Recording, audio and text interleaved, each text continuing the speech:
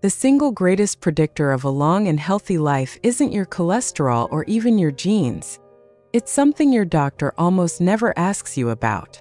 It's a factor so profound that one landmark Harvard study, which followed people for over 80 years, concluded it was the #1 key to both happiness and health as we age.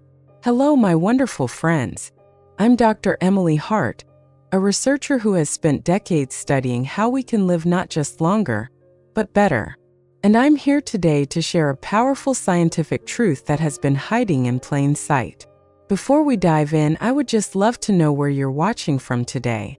Please take a moment to say hello in the comments and let me know your city or state. It is so heartwarming to see our community of wise, wonderful women coming together from all over the world. And if you're new here, I hope you'll consider subscribing so you don't miss out on these important conversations. For so long, we've been told the story of diet and exercise. We've counted calories, we've walked our 10,000 steps, and we've focused on keeping our bodies physically strong. And while those things are absolutely important, they are not the whole picture. In fact, they aren't even the most important part of the picture. The real secret to a vibrant, healthy future is something we all have access to.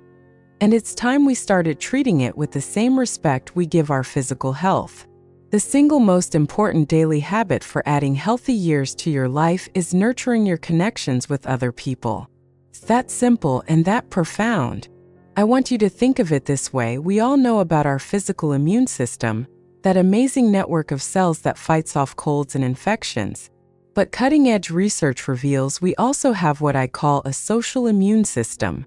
This isn't a system of cells, but a system of connections, the friends you can call, the neighbor you share a cup of tea with, the family member who truly listens. When this system is strong, it protects us from the inside out, creating a powerful buffer against the inevitable stresses and strains of life. It's a beautiful idea, isn't it? But this isn't just a feeling or a lovely philosophy. This social immune system creates real, measurable physical changes inside our bodies, starting with the most important organ of all, our brain. So, how exactly does a simple chat with a friend act as a protective shield for your memory? Have you ever felt that incredible wave of relief after a good long talk with a trusted friend? That feeling of a weight being physically lifted from your shoulders? That isn't your imagination. It's biochemistry at work. Every time we feel stressed, lonely, or isolated, our body releases a hormone called cortisol. In small doses, it's helpful, it keeps us alert. But over time, chronic high levels of cortisol are like a slow, dripping poison to the brain.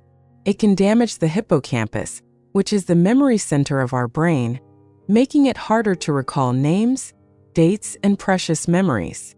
But here's the magic. When you connect with someone you trust, when you share a laugh or a heartfelt conversation, your brain releases a cascade of feel-good chemicals like oxytocin.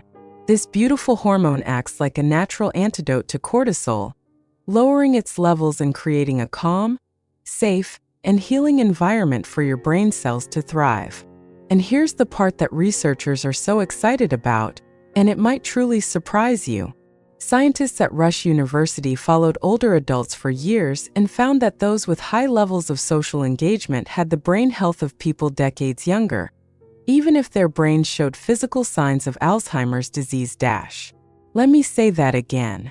Their brains had the plaques and tangles associated with the disease, but they didn't have the symptoms.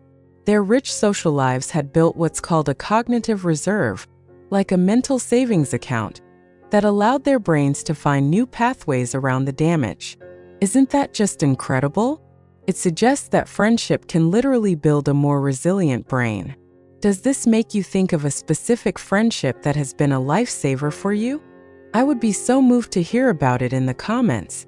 Building a resilient brain is a game changer for our later years, ensuring our minds stay as vibrant as our spirits. But the benefits don't stop there. This incredible power of connection travels from our head all the way down to our heart, influencing our physical health in ways we're only now beginning to fully understand. Think of your heart and your circulatory system like the intricate plumbing of a beloved old house.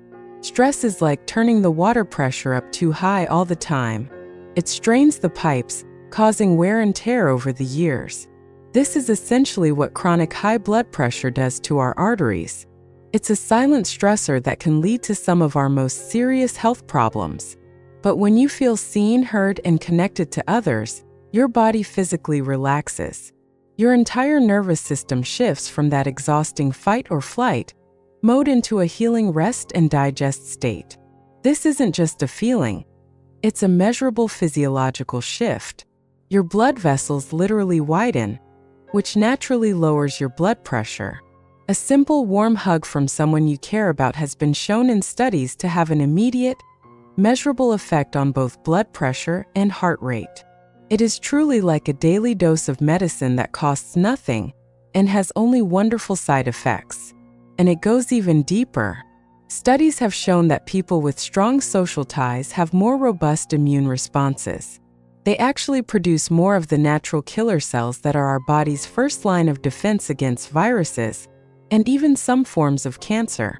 Your social immune system directly strengthens your physical immune system. Every time you invest in a relationship, you are quite literally investing in your body's ability to heal and protect itself.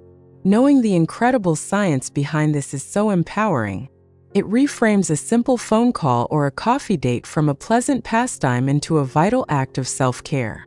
But I know what some of you might be thinking. Emily, this sounds lovely, but loneliness is real. I feel more isolated, or maybe just a bit tired of putting myself out there. You are not alone in feeling that way. So let's move from the why to the how, with a simple blueprint you can start using today. Life changes. Our circles can shrink as we get older. Friends move away, we lose loved ones we've cherished for a lifetime, or sometimes we just feel tired or a little shy about putting ourselves out there again. It's completely normal and it's okay. The key is not to think about rebuilding a giant social network overnight. That's overwhelming. The goal is small, consistent, gentle acts of connection. I want to offer you a simple 10-minute daily blueprint. First, let's redefine what connection really means. It doesn't have to be a 2-hour lunch or a big event. A true connection can be a 2-minute text message. So for your first 3 minutes of the day, I want you to do a connection reach out. Think of one person, a friend, a grandchild, a former colleague, and send them a simple, warm message. Not asking for anything, just a thinking of you and hoping you have a lovely day. Or, I saw this beautiful sunrise and it made me think of you. You are planting a small seed of connection without any pressure. Next, for the next 4 minutes, find a micro moment of connection in your daily routine. This means making eye contact and sharing a genuine smile with the cashier at the grocery store. It means asking the mail carrier how their day is going and truly listening to the answer for a moment. These tiny interactions remind our nervous system that we are part of a community, that we are safe and seen. They are like tiny sips of social nourishment throughout the day. And for the last 3 minutes, engage in appreciative reflection. Before you go to sleep, take a moment to think of one positive social interaction you had that day, no matter how small. Maybe it was the text message you sent, or the chat with your neighbor over the fence. Savor that feeling of warmth. This simple practice trains your brain to notice and value connection, making you more likely to seek it out again tomorrow. 10 minutes. That's all it takes to begin strengthening your social immune system. These small steps aren't just about passing the time. They are about intentionally weaving a tapestry of belonging, one golden thread at a time. And when you do this, you begin to change not just your health, but the entire narrative of what our later years can be. For too long, the story of aging has been one of loss and decline. We're told to fight it, to manage it, to simply hold on to what we had. But what if the science is pointing us toward a different, more beautiful story? A story of growth, of meaning, and of profound joy. This daily habit of connection is not another chore on your to-do list, like taking a pill or forcing a workout. It is the very thing that gives the workout and the healthy eating a purpose. It's the why behind wanting all those extra healthy years. It is a path to a future fueled not by obligation, but by joy, laughter, and a deep, soul-satisfying sense of belonging. You have a lifetime of wisdom, stories, and love to share, and the world desperately needs it. By nurturing your connections, you are not only giving yourself the gift of health and longevity, you are giving the world the gift of you. You are creating a legacy of love that will ripple out in ways you can't even imagine. So my challenge to you today is simple. Just start with that first step. Who is one person you can send a warm message to right now? Don't overthink it. Just send it. And if this message resonated with you today, please consider sharing this video with a friend you cherish. Let's spread this life-changing science together. Thank you so much for spending this time with me. Be well and never forget how much you matter.